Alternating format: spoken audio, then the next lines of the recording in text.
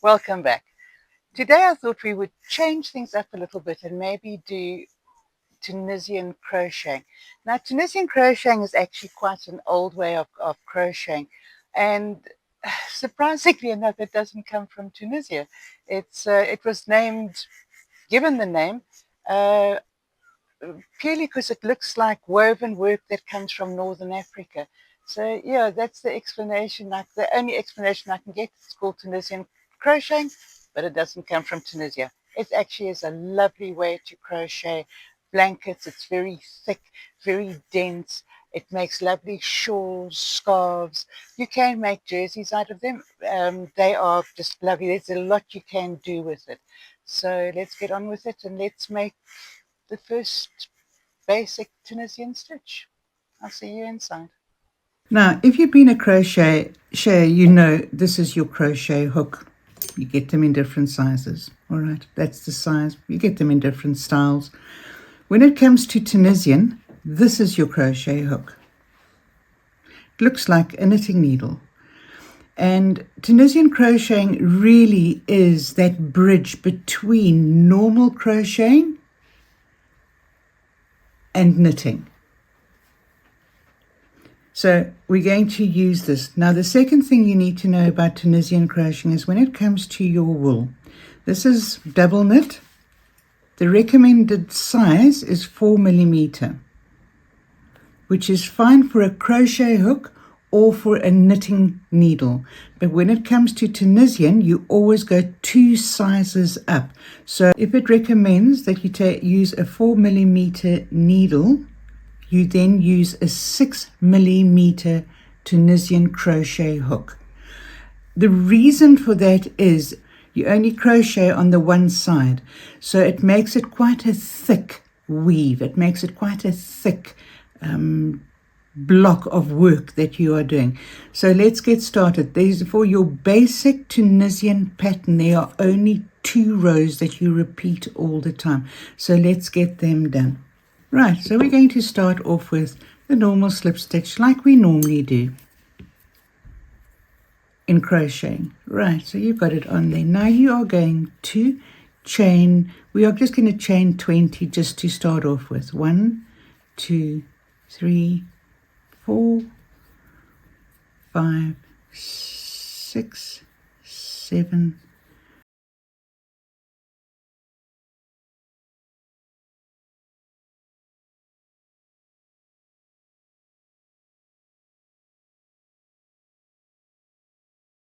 I'm going to crochet an extra 1 because I'm going up, and then I'm going to go into the top stitches here, and all I'm going to do is hook the yarn and pull it through.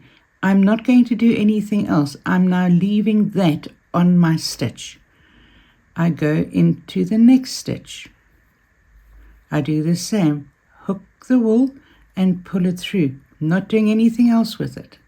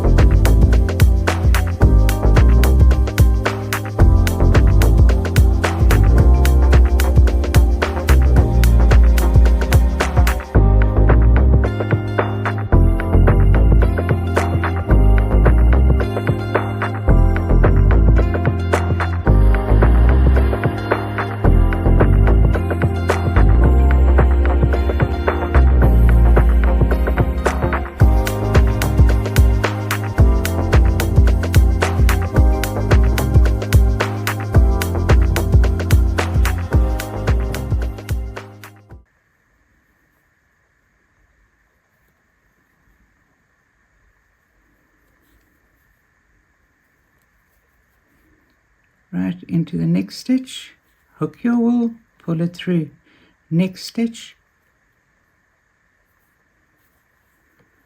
hook your wool, pull it through. That's all you're doing, is you're literally taking your stitches and you are casting on to this needle. So you push it, you put your needle through, yarn over, pull through, and then you leave it on here.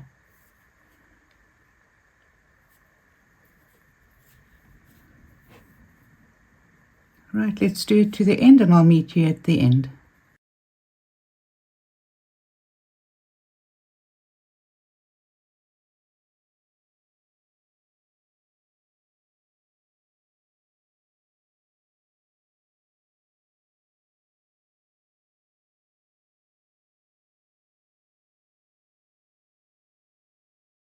Right, now we've got to the end.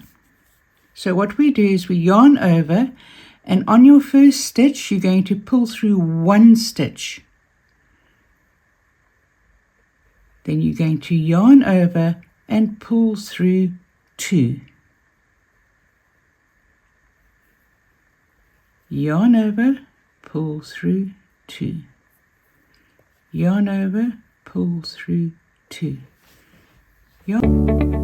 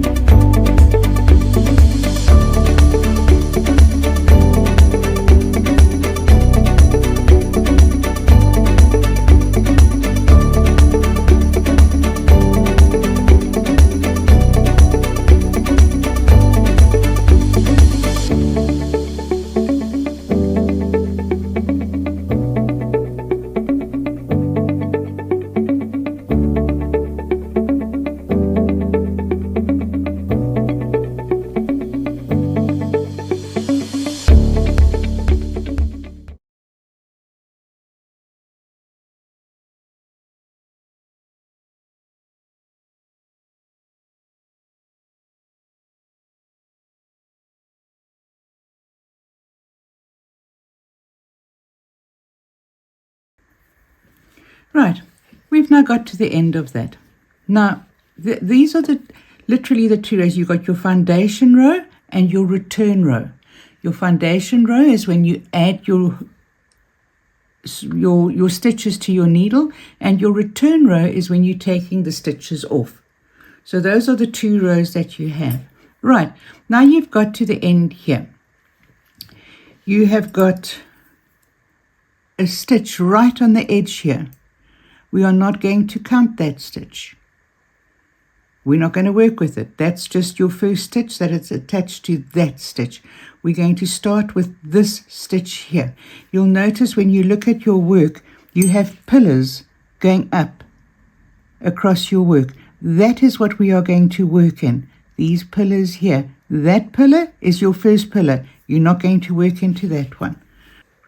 Right, so what we are going to do is we're going to put our needle in under our first pillar, yarn over, and we're going to pull through just that one pillar and leave this stitch on the needle. Right, under your next pillar, yarn over, pull through. Next stitch, under the pillar, yarn over, pull through. Now, if I can give you any tip, is try and crochet this as loosely as possible. It is a very thick weave. It's naturally, it will curl. Naturally, it will want to sort of come back on itself, but you can sort that out afterwards. But try and do this as loosely as possible because it makes it easier to crochet. Otherwise, you will struggle. So, under, yarn over, pull through, under, yarn over, pull through. Right, so now we've got 2, 4, 6 on our needle. Carry on till the end and I'll meet you at the end. Do not do the last stitch, I'll show you how to do that.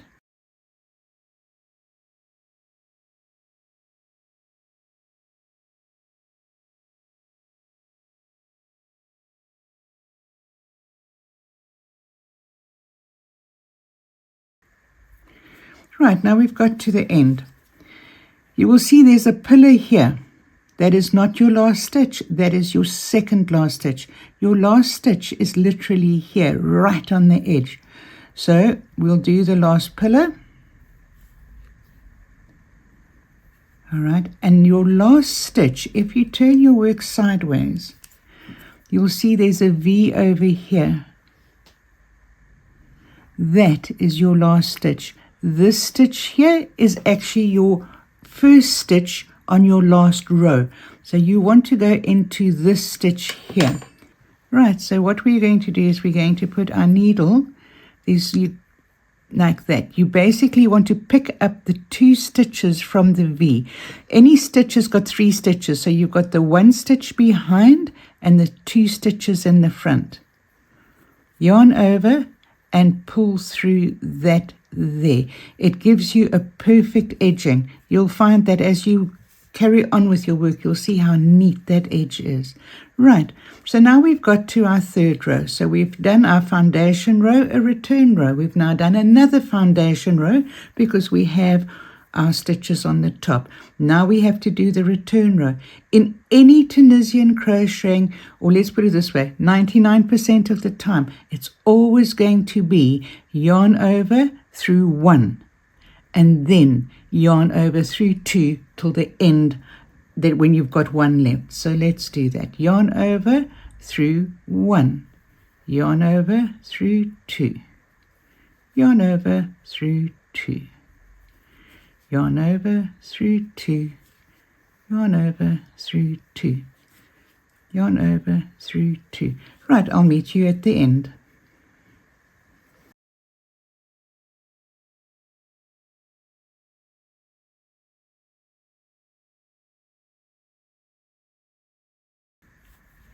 And here we are at the end. So here we've got, what we've done is a foundation row, a return row, a foundation row, a return row. And now we're going to do exactly the same again. Now I'm going to just do it quickly so I can show you what the end looks like again and show you how neat the end looks when you catch those 2 stitches at the end. So what we're going to do is yarn over through the first pillar and pull through. In the pillar, yarn over, pull through, and that is truly as easy as what it is. Right, I'll meet you at the end.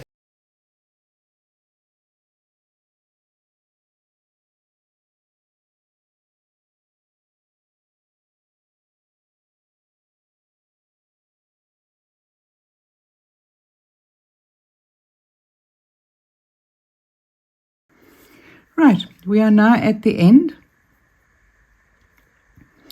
So we're going to do the last stitch. This stitch here, get something smaller. This stitch here is not the stitch you go into. It's this one on the side. That's the one you go into. This one that's lying flat is a stitch from your last row.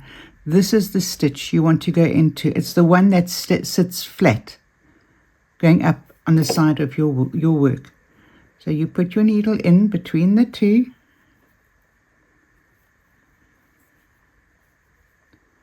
There we go. And I've got my 2 stitches. I'm going to go around, pull that through, and now I have finished that side. There we go. And you can see that my work is already forming perfect little V's going up the side here. So this will go straight up with your little V's like that, which makes the work look exactly the same. On this side, you've got your V's going up, which is always the easiest side to do, but this side you will have the same, so it will look like a perfect square. Right, that is pretty much what Tunisian crocheting is. 2 sizes up for any recommended size. Crochet as loosely as possible, not so loose that your work is falling all over the place, but loose enough that you can actually work with it. It is a very thick weave that you are doing. It's a very thick crochet, so you need to have as much room to move with it as possible and keep it neat. I hope you've enjoyed this. I hope you've learned how to do it. And I hope that you'll give it a try. It's a lovely way of crocheting, and one can do lots of patterns with it, and we'll go through quite a couple of them. Enjoy the rest of your day, and hopefully I'll see you soon.